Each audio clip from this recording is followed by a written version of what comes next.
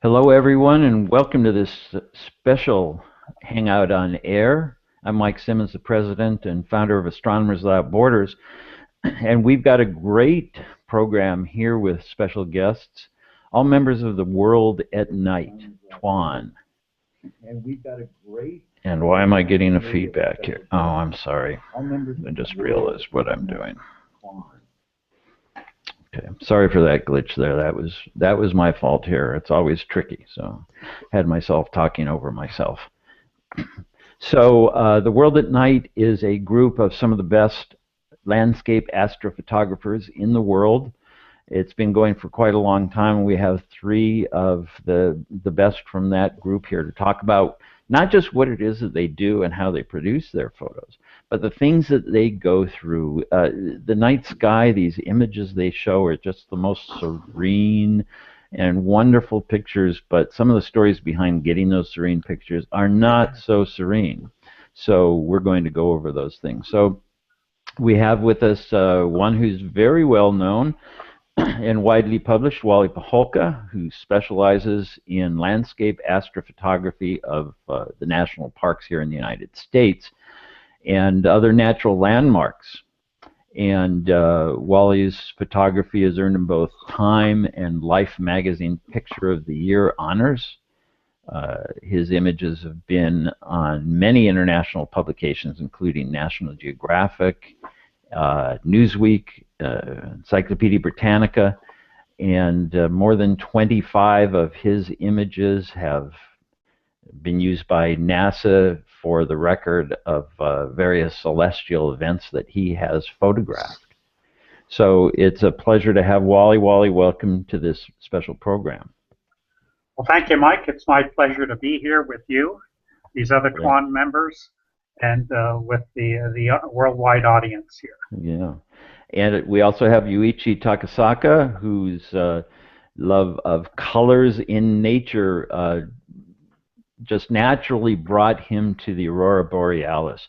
Yuichi began photographing aurora while he was working for a tour company in Yellowknife in Canada, and that was promoting aurora tours to the Japanese market. But he's still doing this, but he's really specializing in leading tours as well.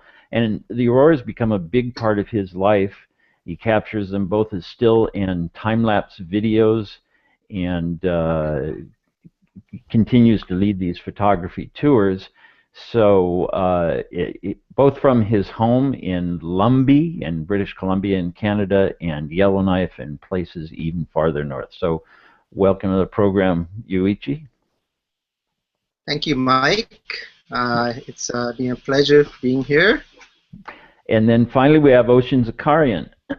From now, Wally, I think I mentioned, is in the U.S. Yuichi in Canada. Oshin recently moved here to the U.S. from his home country of Iran, and I've known Oshin for a long time, since I first started traveling to Iran myself. Oshin does not specialize in just particular things, but in all kinds of photography. And he's really a superb photographer of all kinds. And he's traveled around the world doing photography for his nightscapes as well, and he's got some superb ones of those as well. But he's sort of got the broadest interest. He's done an awful lot of things. He loves to photograph monuments of different cultures under the starry skies, and he's had his photographs appear in publications, including our astronomy magazines here in the United States and others, and it's been exhibited around the world as well. So Oshin, welcome to the U.S. We're almost neighbors now, and welcome to the show. Hi, dear Mike, and thank you so much, and greetings to all our international audience. I'm very happy to gather here with you and hope to share something interesting with the people all around the world. Well, we've got some crazy adventures here, and I'm really glad to be doing this because I've heard these stories over the years, and this is the first time they've been shared with the audience around the world. So, and I want to welcome some of the people in the audience already. Guido Bibra, Music Junkie 3. I'm muted. Is that really somebody's screen name here? Or is that somebody telling me they're muted? Helga Bjorghaug, David Pollock, thanks very much for joining us here. And if you have comments and questions, please add them in there. While the program is live here, we're glad to take questions from people. So, Wally, I thought I would start with you and some of the stories that you've gone through. And you're on an old laptop there. It may appear a little bit grainy, but the pictures should show up fine when we share them. And you're an old friend, so I can say, well, you're kind of old and grainy yourself anyway. We tease each other, right? That's right.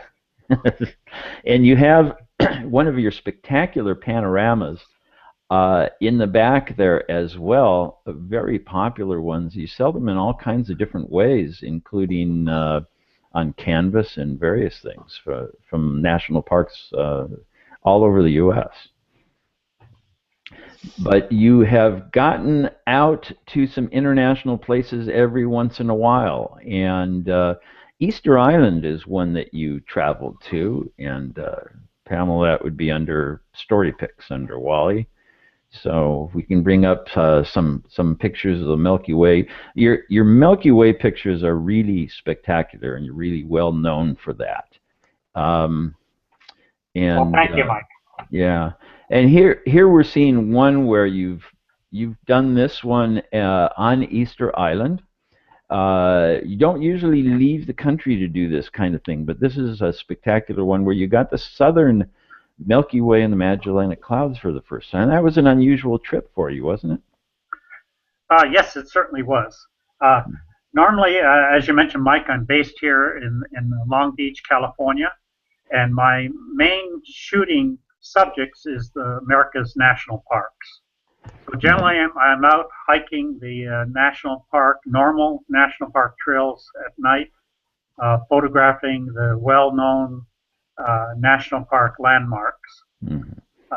A few years ago, as you mentioned, I did have the fortune of going to Easter Island, also known as Rapa Nui, and about 2,000 miles off the coast of Chile. And I went up there with a friend, astronomy friend from Canada, Babak Sadehi, and well, we've got a picture of somebody that you met along the way here, and we want to hear the story behind this, because this is an unusual story. So, what's with this character here? Well, hiking the national parks at night, I've run into just about everything you could think of, from bears to bobcats to snakes to porcupines. But I think one of the most unusual things I've ever run into was there on Easter Island. I was photographing with my friend Babak, and I had two cameras going, one at a distance that showed the stone moai statues with the Milky Way and the Magellanic Clouds rising behind the statues. And my friend Babak was photographing up close. And he called me up to him and said, well, why don't you do some shooting up close of the stone moai statues and along with me. So I went up there and joined him. And soon after I got up there, we heard this shout in the distance. And we, of course, turned towards the shout. And it's, keep in mind here, it's pitch black. You know, this is Easter Island, literally in the middle of nowhere. And so as dark could be. And we hear this voice in the distance, and it didn't sound real good. And then as we looked towards the voice, we didn't see much, but we started hearing things landing by us. I thought it was rocks being thrown at us, which, of course, was not a good sign. And as this figure approached us, of course, his voice got louder and louder, and he was speaking some language. He was saying, "Furo, furo." We didn't know what it meant, but we knew it wasn't good. and because these stones or whatever were landing by us. And my friend says to me, Wally, run, and he just took off to the car, which was about an eighth of a mile away, a good distance when you're considering that somebody is coming after us. And as this guy got closer and closer, we got more and more frightened, because as you can see in this picture, this guy was a Rapa Nuian native in full costume. And as you can see, he wasn't wearing only a lion cloth. He had tattoos throughout his body and paint, war paint. All of that were not good signs. And so my friend Babak, as I mentioned, headed off to the car. Now I had two cameras. I grabbed the camera that was next to me on the tripod, but then I had another camera going, silk recording in a distance. So I ran towards that. Meantime, stuff were still landing by us. And we were both just scared out of our wits. Eventually, I tripped a couple of times, but I eventually was able to get my camera, run to Babak, who had the getaway car started. He flew open the back door. I jumped in, but I had my tripod legs were going every which way, so I had trouble getting into the back seat of the car. Eventually, I did get in there, and Babak just took off. And of course, one of the tripod legs was sticking out the window, and as we rounded a corner, the door flew open. Anyhow, eventually, we realized as we were driving home or to the hotel that this guy, if he really wanted to hurt us, he would have, because being who he was, a native, if he wanted to hit us with a rock, he could have. And my friend Bob said those were not rocks, those were bones. And in other words, he was trying to, they were bad omens. He was trying to scare us away with the bad omens of bones. And one funny thing is that after we got back to the hotel bread and breakfast, we mentioned this story to the manager there, and he says, "Oh, that's Tom or somebody. He's a security guard out there." And I said, "Well, he certainly does a good job of security." A little unconventional. That's my story of the evening. Now there is one photograph here of the Milky Way Magellan clouds, and with two lights on the bottom of the photo. I don't know if you can pull that up. Yeah, Pamela's got that. There we go. This is a record of the. This is a record of the event, because as I mentioned, I had two cameras going, one with me and one at a distance. This photograph is a photograph of the camera that was recording at a distance, and you can see two lights streaking across the bottom. That's the brighter light is my friend Babak, his running, and the other trail is me running. So here the camera is recording us running away with our headlights on our heads. Anyhow, it was a great event. Well, it doesn't sound like it was so great at the beginning of this there, but it turns out that the person was actually pretty harmless, but just wanted to give you a good fright to get you out of there, I think. Yeah. Well, also, I must admit that we got too close to the statues, and those statues are, so to speak, sacred ground. The natives there do sprinkle the ashes of their deceased on the immediate stones around those statues. So we were on sacred ground, and I actually went back with the manager of the hotel the following day to apologize to this gentleman, even though he did scare the heck out of us. He was just protecting what was his, and so in retrospect, I need to respect their rights there. Well, yeah, which I know you have to be considerate of in many of the things that you go, many of the places you go. Well, I'd like to move over to Yuichi, but we have a question from Guido Bibra who asks about digital shooting, and he assumes everybody shoots digitally now, which is not always the case. In fact, when we get to Oshin, we'll find out a bit more about that. But he's also asking, Wally, you started doing this on film a long time ago, about the switch from film and whether or not it was really a challenge for you, or you think digital. Which do you prefer? Well, I definitely prefer the new media, which is digital, mainly because of the immediate feedback. I remember so many times being out shooting film, and I'd shoot like 20 rolls of 36 exposure, and not really knowing whether I got anything good until I got home, had all those 20 rolls processed. And whereas in the digital world, you just take one shot, and then you could look at it and see if it's too dark or too light, and then you can immediately make adjustments. Now, yeah, so I'll let Oshin talk further about the advantages of film even today. You know, he's really an expert at doing film night sky work. So I'll let Oshin talk about that. But Okay. personally, I enjoy the convenience of digital. Right. Well, now Yuichi has done a lot of shooting up in the north. There's not many people to worry about there, but Yuichi, you've had your share of other nighttime visitors to worry about, and this is in well, Pamela, we're in the folder Churchill here.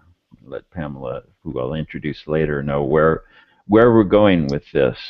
So Yuichi, you're out in really the middle of nowhere in northern Canada at times shooting the aurora borealis, but there are times when you have to worry about visitors as well. So here I think here we go. Here's an example of one of your visitors coming up to looks like he's ready for lunch here.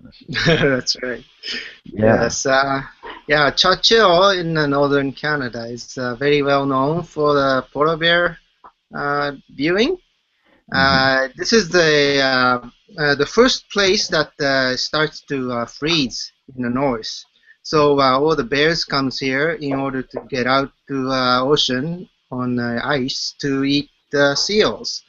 So every year about November, we can see like so many of them here. For definitely you can see. So we go on the tours like this, and then you can see very close the wild animals.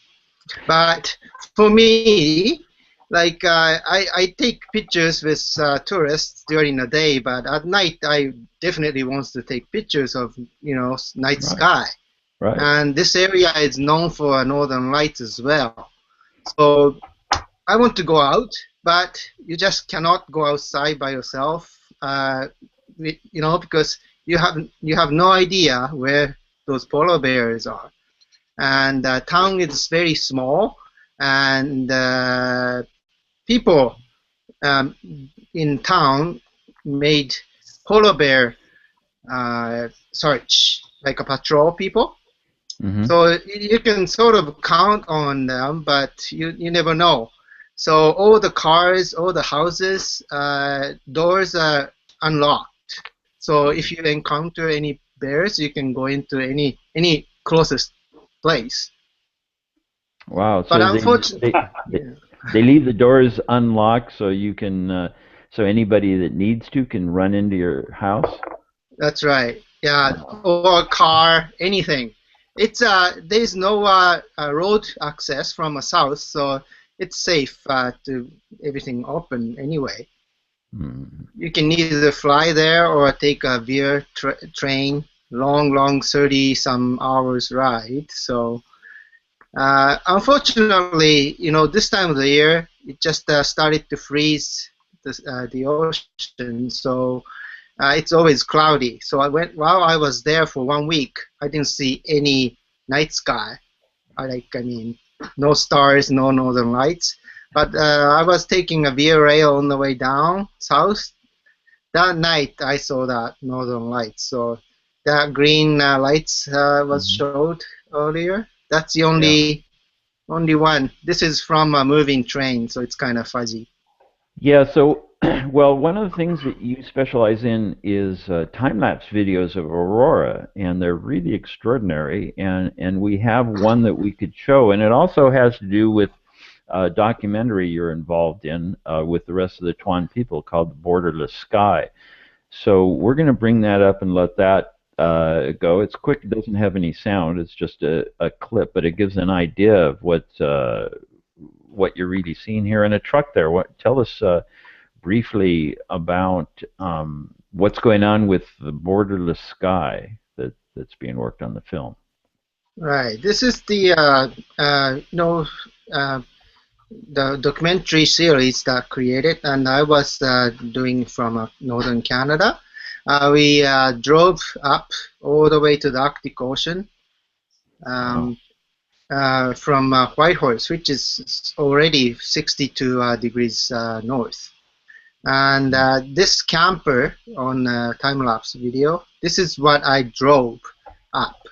And this is Dempster Highway. This is the only one highway that reaches to Arctic Circle and to the north in Canada. And it's unpaved.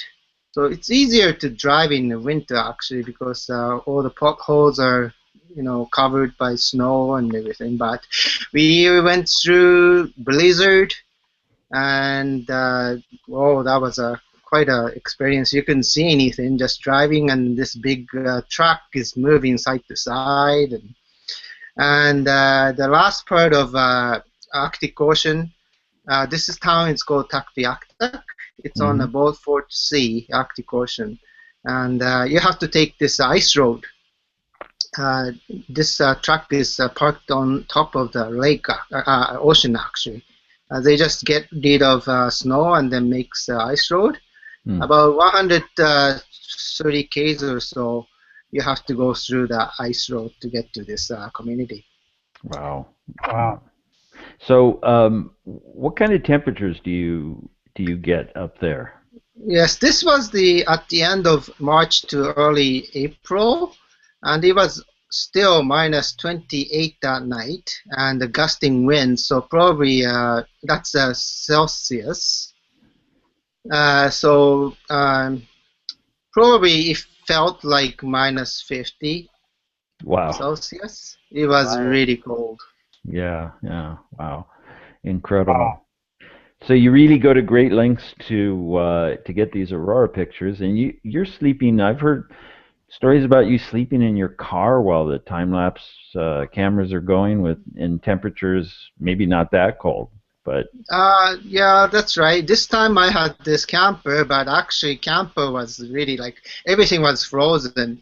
We had I had a fridge inside, but everything was frozen, of course.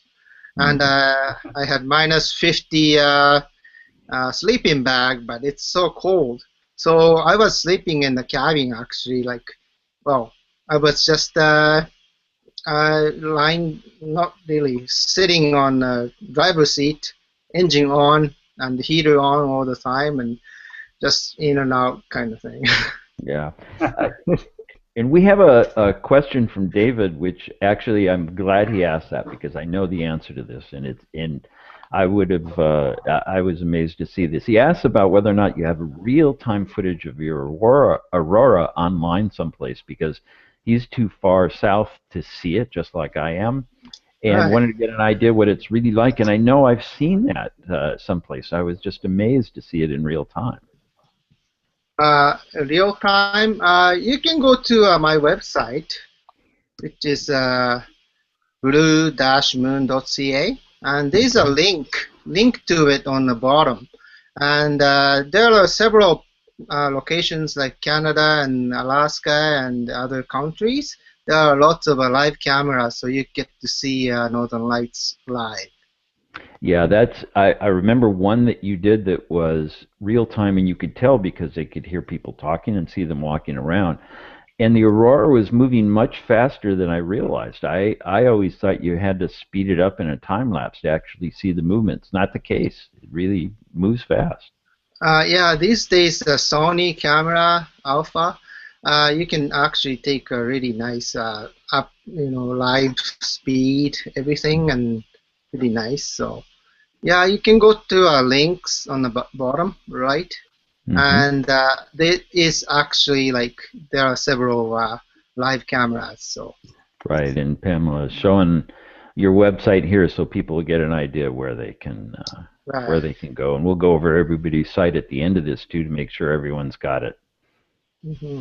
So thanks. I want to move on quickly to Oshin Zakarian as well. Oshin's had a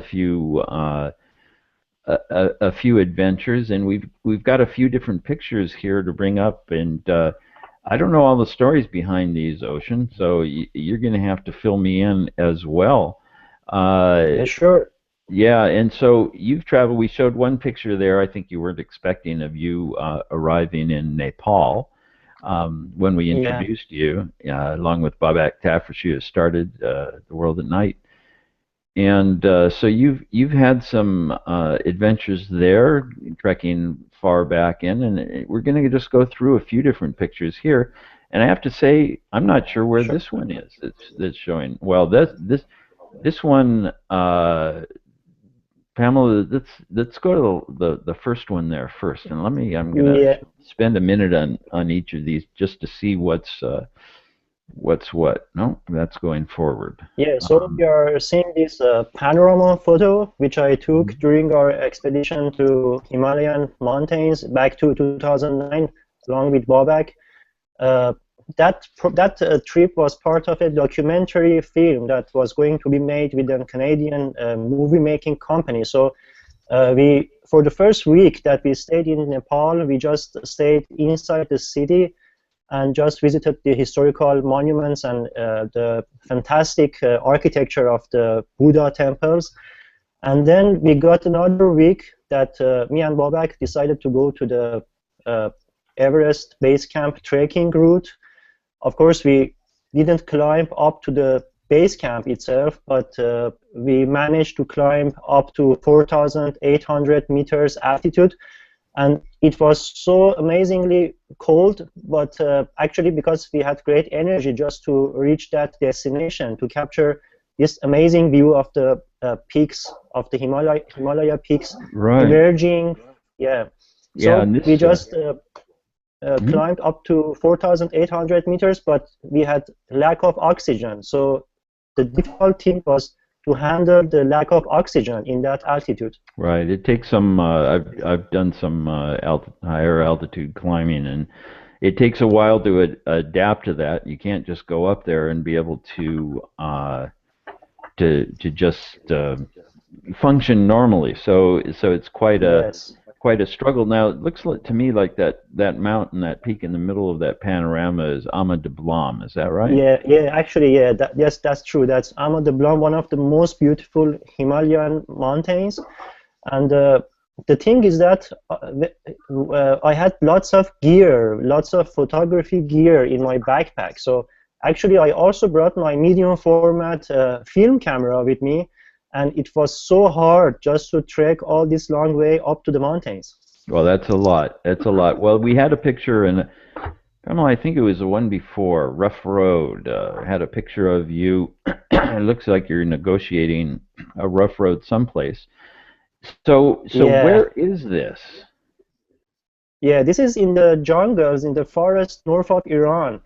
And we had a 3-4 days adventure just in the nowhere. I mean, there was no way, no roads, nothing. Just we were just going with these amazingly powerful jeeps. I mean, these are the Russian jeeps. They are very famous. And in the forest in the northern Iran, actually, still the local people, they use this kind of transportation vehicles just to go to the jungles and to do the everyday agricultural life. So we had a big group of people. We went here and we stayed 2 or 3 nights in the untouched nature. You know that Iran is a very vast country. You already have been to Iran for several times. And so in Iran we have lots of wonderful places. I mean, it's a 4-season country. in the northern part there are lots of forests, and in the middle of Iran there are deserts, and then we have high altitude mountains. So it's a paradise for astrophotographers, because they can find many natural wonderful foregrounds, backgrounds for their pictures. So here I just tried a little bit off-road driving just for fun, you know. Yeah, right. That looks like a lot of fun. Actually, that's something about Iran Yeah. that most people don't realize. It isn't all desert, and some of the desert goes up to 4,500 meters. They're quite high mountains. So, but Yes, there's that's plenty true. of real forest on the northern side of the Alborz Mountains next to the Caspian Sea. So there's Yes. quite a bit to do there as well. There's another one here, and it'll be the last one in alphabetical order, Pamela, and I think that was up there.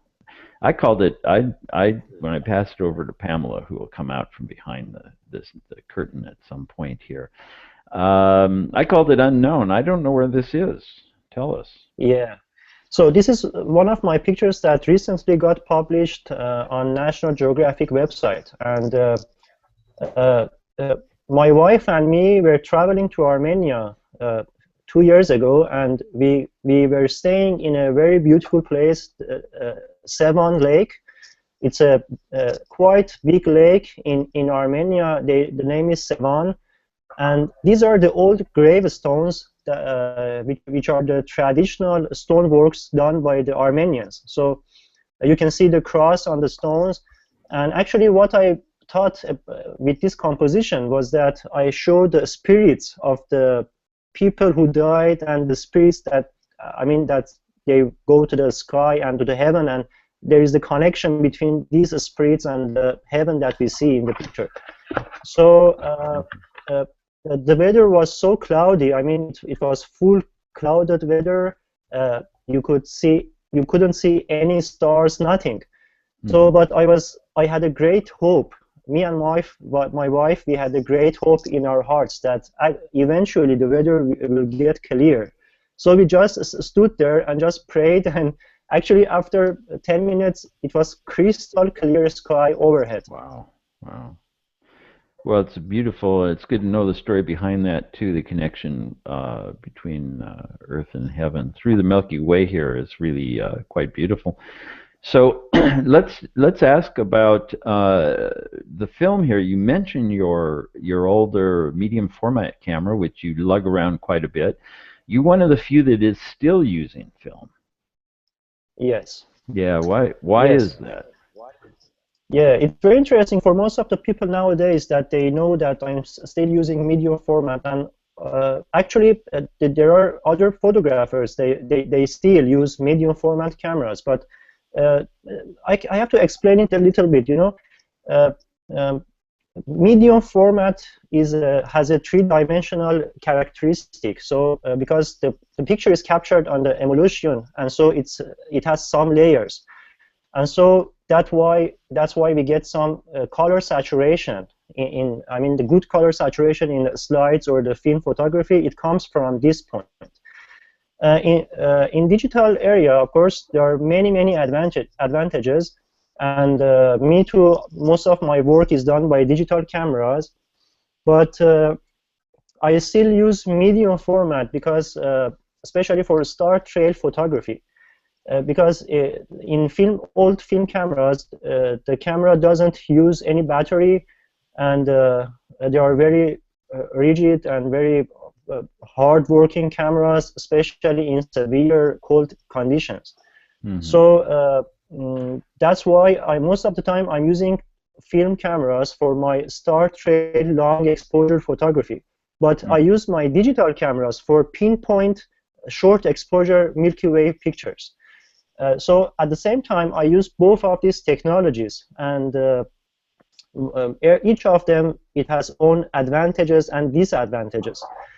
For example, what I had the problem with my digital cameras was that I couldn't just bring out the exactly true star colors in my pictures.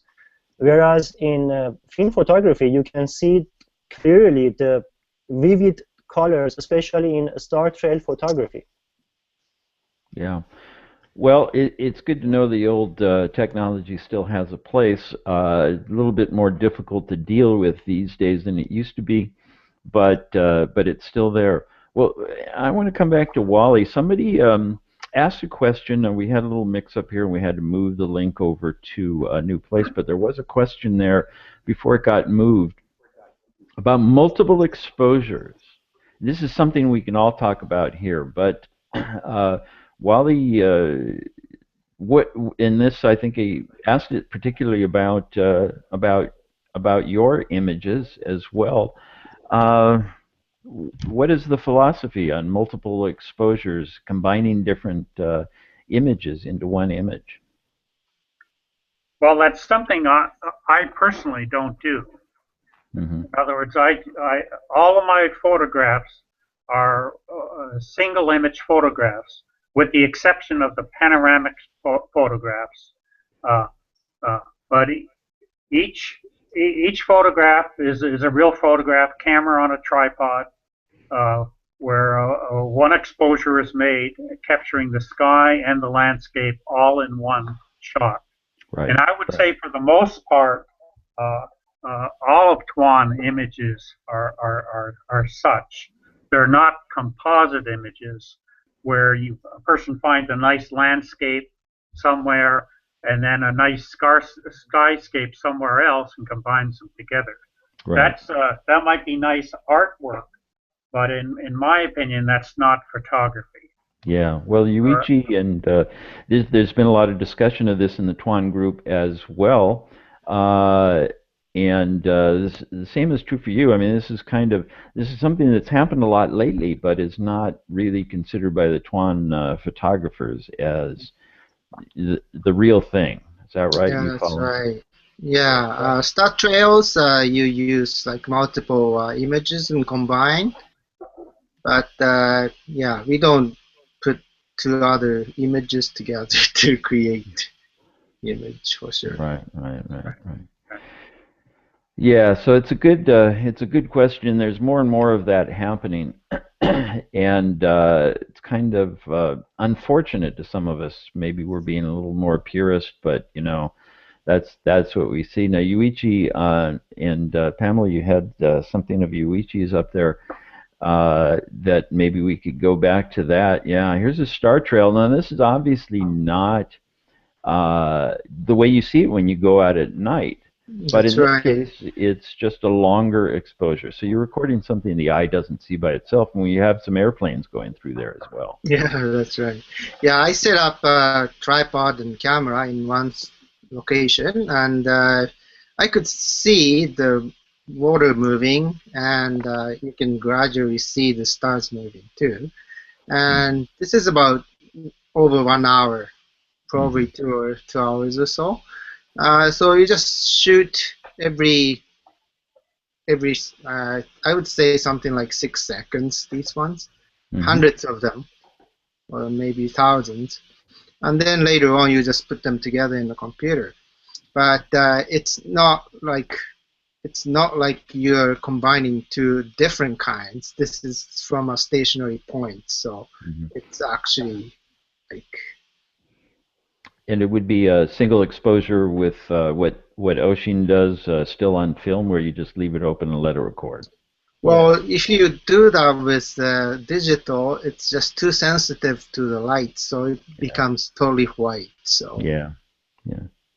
And let's go through the next couple of these too while we have them up there. Where is this location where you are? This is the Eastern Canada. Place is called Iceberg Alley. Every spring, all those iceberg from Greenland comes down to the south and then goes through Newfoundland area. This is very close to Cape Spear, which is the most eastern part of North America. So close to Greenland, and then you're looking over the Atlantic Ocean. We can see So some these, icebergs there. yeah, these icebergs are huge, like as big as like 30-story buildings sometimes. And so yeah, if you go around there, you can check on the website where exactly you can see the icebergs, and this is the lighthouse at the Cape Spear. And I was hoping to shoot some stars, but it was really foggy. This area is known for real foggy nights. So I get to see this fog ball, which was created by the security light of the lighthouse. Oh. And there are nobody on the big parking lot. So I was just shooting like this, and then all of a sudden, one car came and parked right next to my car. I could see from this point on, like, what's happening? You know, because like you can park hundreds of cars and then just park right next to me, and music was blasting, and I was kind of scared. I really, whenever I go, I usually don't see people, but when you see people, I get really nervous because you never know what's going to happen. So after shooting all these images, I went back to my car where I was going to sleep in the car. But the car next to me sounded strange, so I started to drive towards town and then parked into the next parking lot. But I was sure the car will probably follow me. So I didn't want to get parked, inside the parking lot. So I was prepared to go out, and then sure enough, the car came. So I just fled all the way back to the town. It's sometimes you have to be really careful with other people. I'm not sure what was happening. Wow. And when you mentioned having to watch out for people when you're out in the middle of nowhere by yourself, I saw Wally and Oshin both nodding in acknowledgement of that. And maybe Wally, I don't know if you had an experience like that at night with your false Kiva images, but this is a place you've been a few times, and I just threw Pamela a curve there, but under Wally's stories, the last 3 pictures are a place that you got a rather famous image, and I think some stories behind this as well. Well, that comes up. Why don't you tell us about that place? Well, I must say, Mike, the false Kiva Indian cave in Utah, that is the most amazing location I've ever been in.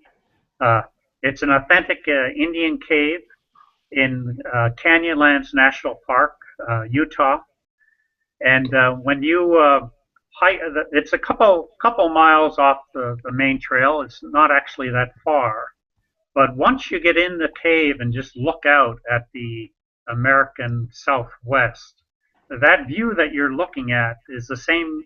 It hasn't changed in 5,000 years. It's the same basically view from 100 years ago or 5,000 years ago. It's just the same because when you look out there over the Southwest monuments, there's nothing out there that's man-made. You just see the sky rise, the Milky Way and the stars rising each evening, just like people that were in that cave hundreds of years ago saw the same exact thing you are seeing. And there's very few places you can go to on this earth where things have not changed. Yeah. And so I've been very attracted to that cave. It's 750 miles from my home in Long Beach, California. But I've been there, I believe, 9 times. It was interesting. On my 8th trip there, I was hiking out of the cave. I usually hike in there in the late evening or early evening while it's still light, and I stay the whole night there, shooting the night sky and just enjoying the night sky. Anyhow, this next morning, I was hiking back out, and as I was about halfway back to the road, I saw way up on a ridge 2 gentlemen that were called down to me, and they said, "Do you know where the Indian cave is?" And I motioned to them to come to see me, or come down the trail where I was, because they were basically on the wrong trail. So that they eventually came down, and it was just amazing meeting these two guys. These guys were from Kansas, in the middle of the United States, and it was interesting that one of these guys had my image of false Kiva on their computer that they got off the internet, and this guy had been enjoying that photograph for years and years, and he finally said to himself, "I want to go to that cave." And he got together with a buddy, and they drove a couple thousand miles to Canyonlands National Park on the same day that I would happen to be there. And here we are. We meet on the trail, and he calls out to me. He says, "Hey, do you know where the cave is?" And I suddenly appear on the trail as if I'm the angel Gabriel or something. I say, "The cave is over this way." And here it was your image that inspired him to and here come he out meets to Utah. And here he meets you on the trail on the way to the cave. Yeah, just an amazing coincidence. That's astonishing. So wow, that's amazing. Audrey Fisher wants to know about the Voodoo Man. Who's the Voodoo Man? Oh, I think that's the Rapanui native. That's the Rapanui. Okay, yeah. So we covered that. Yeah.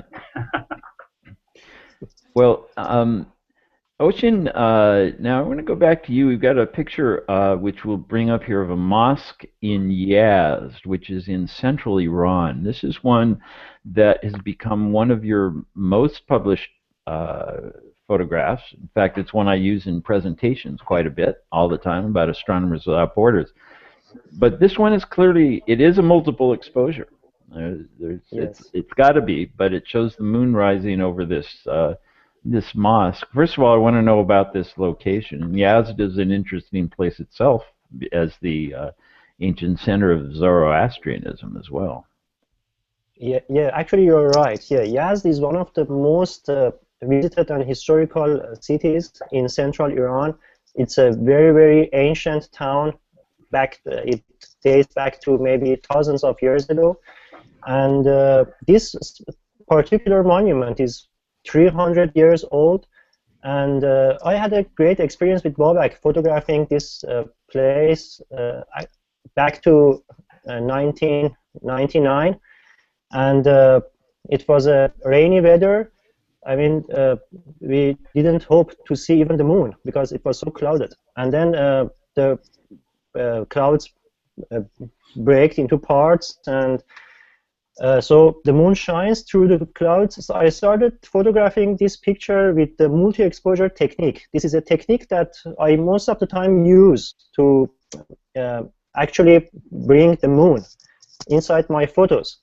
And this is done in a natural way in the same location. I mean, I'm not doing the Photoshop thing. Right. I'm not using the Photoshop to add the moon to the picture.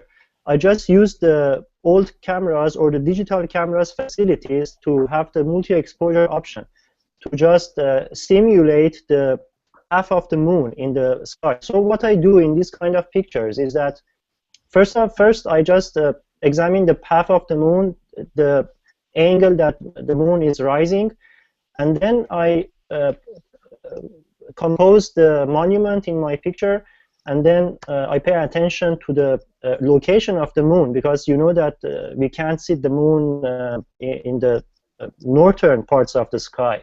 So actually, the one that wants to do this kind of photography, they have to know some basic astronomical information, just to put the moon in the right place and in the right direction. And then I usually use for this moon, I used the 200 lens, and I had the 3-minute interval between each moon. So what I do is just put the camera on the tripod and then let the exposure begin. and then I close down the shutter, and so I have the picture of the monument for 5 seconds. And then I change my lens and I add the moon in the first place. But the rest of the moons, actually, they are going themselves. I mean, because of the Earth rotation, the moon just changes the place every 3 minutes. Right. So this whole picture took me about 45 minutes. But I couldn't believe that this would be one of my most famous pictures getting published in American magazines or in the worldwide publications. So the interesting thing in this picture, I believe, is that the reflection of the musk in the pond. As you see, there is a reflection. Of course, in the actual picture, the reflection is so complete. But because it was a rainy weather, so around the pond was some water remaining from the rain. So actually, you could see the whole reflection of the minaret and everything in the picture. Yeah. So I was so lucky just to get there on a rainy weather, and it was so crowded because this part of the city in Yazd in Iran is so crowded. So there were lots of people, and I was a little bit nervous, as Yuichi told, because most of the time the people they are friendly most of the time, but sometimes they get into trouble maybe. But actually, I had very few occasions that I got in trouble by people. Yeah. Well, we've got just a few minutes left, so I want to move back to Yuichi. There's some more pictures of Iceberg Alley here in Newfoundland. I think that it would be a good way to show the extremes here, actually. One of the first pictures up shows just how far north you actually were here. First one will come up here quickly. What is the latitude up there, Yuichi? So we started from Whitehorse, Yukon, which is the capital of Yukon Territory, which is about 62 degrees north. Yeah, okay. And then we drove up, one way up all the way to Arctic Ocean, which is about, this is the Arctic Ocean sun setting. It's about 71 degrees or so, I think. Okay, so well, it's very above, north. Yeah, well above the Arctic Circle. Arctic Ocean, yeah. Yeah, and so this is sunset, and it's the sun is moving more to the right than it is moving downward because you're so far north. Yeah, that's right. This is just 1 month ago, and I was kind of felt very strange because this is about, I think it was about 10:30 or so. So sun's moving, then it's just going to right very slowly. So this sequence is like, this is about maybe 30 minutes or so, or maybe less. But then once the sun set, but I think it's just moving towards the right, so it never really got dark really. And then about 1 in the morning, I could still see red lights in the horizon. So I was shooting northern lights, and you can see the northern lights, stars, and sort of a sun's still the lights left behind. Right. And you can see here that this, despite being that far north, you got plenty of company here. Yeah, this is the only place that you can park, eat, and then stay on the entire Dempster Highway. This is middle of nowhere. This is only about 50 kilometers south of Arctic Circle, and you can refuel and then eat here. But usually, this is the point that parks people stops if there's a blizzard. When we are coming down from the north, we were the last convoy going down in the blizzard, and then as soon as we got here, the gate was closed. So the right-hand side is the north, left-hand side is the south. This is the 180-degree panorama. So this is only it, like nothing in hundreds of kilometers. So we are lucky we get here, so we could eat, and then we could go back next day to the south. But all these people going up north had to stay here for the next 3 days because the gate never opened. Wow, wow. And you've got a couple of more pictures here showing the aurora that you captured while you were up there as well. Yes, this Pretty is spectacular. Taktoyaktak. Yes, this right on the Arctic Ocean. Mm-hmm. It's the Inuit community, traditional, but because of oil exploration, there are lots of companies there too. Mm-hmm. Yeah. And this one here, I think, is really spectacular. Right. It was a very, very cloudy day, and only about 30 minutes, the sky just opened up, and Wow. that was Wow. spectacular. So I was driving all day during the day, and then I get interviews and filmed, and then at night I was shooting Northern Lights. So I was like, for the 2.5 weeks, I was just totally tired and didn't know what I was doing. Well, I've heard other stories from some of the TWAN photographers about the sleep deprivation and all that you guys have to go through to get these things too. And like I said at the beginning, it seems simple enough, beautiful pictures, nice and serene, but the effort that goes in behind them, and the things that happen unexpectedly can really be a surprise. So, well, we're getting to the end of the program here. I want to make sure everybody knows how to find the photography and see some more stories from these three TWAN photographers. So for Yuichi, the URL for your website is blue-moon.ca for Canada.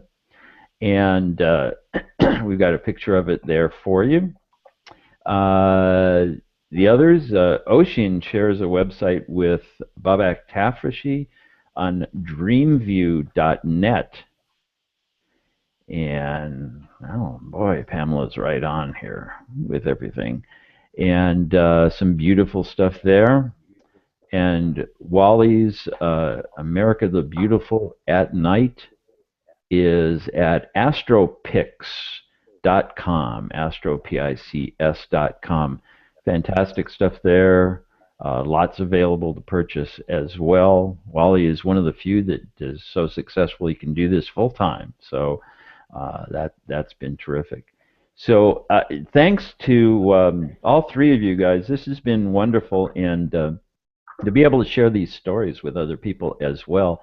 The world of night is very, very widely known, but these stories aren't so well known. So if there's good feedback from this, people let us know if you like this, because there are a lot of more stories, a lot more photographers, and I think this would be a great thing to do every once in a while to let people see the photographers behind these and hear what they have to go through. So it's been a lot of fun, and I appreciated Oshin, Wally, and Yuichi for joining us on this to share some of these things with you. Now, Thank you. this is the last day of Global Astronomy Month, Astronomers Without Borders sort of flagship event or program for the month. And I want to point out a few things going on. So go to the astronomerswithoutborders.org website, or the Global Astronomy Month website directly, gam-awb.org. One of the things that we've featured that I think everybody should know about is the GAM blog. 30 days in a row, bloggers from around the world, some very well known, some not known, regular amateur astronomers sharing their perspective. Boy, we have Pamela's on the ball here. Sharing their perspective of astronomy and what they're involved in. And we have a new event that is also started, a new program that's going to go on for a while that we started during this called Faces of Astronomy. This is to allow everybody to share. Post a picture, say why you love astronomy and what you do. This is something that everybody can participate in. We'd love to see you do that. Here's the GAM blog we're seeing now. Connie Walker from National Observatory here in the U.S. Ajay, a TWAN photographer, Viva from Indonesia, and others. So there's a lot of tremendous stuff there. Megan and Kim from NASA. So there's a lot of great stuff there. We have another program called big. We have a campaign that's just starting. Big Impact Giving. Some of you know about this microfunding. We're raising money to help the Astro Bus in Nairobi, Kenya. Many other small campaigns like that, where everybody can take part, everybody can help things around the world. And I also want to point out, especially the Mercury transit coming up. That's getting a lot of attention.